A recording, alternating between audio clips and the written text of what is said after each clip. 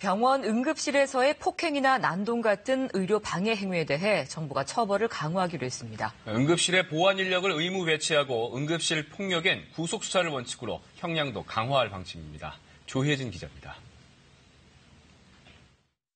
지난 7월 익산에 이어 8월에는 구미, 그리고 최근 부산까지 이어진 응급실 폭행 사건.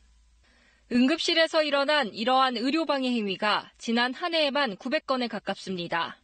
폭행이 40%로 가장 많고 위협과 난동, 폭언, 기물파손 등 다양합니다.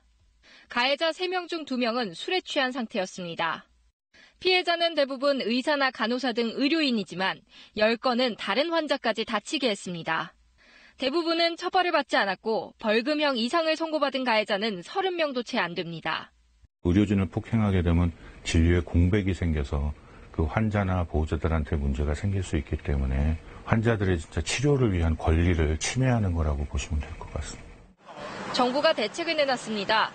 발생 즉시 제압할 수 있도록 응급실에 보안 인력을 의무 배치하도록 했습니다. 가해자가 흉기를 가졌거나 중대한 피해를 일으킨 경우에는 공무집행 방해죄에 준해 구속수사 원칙을 적용하기로 했습니다.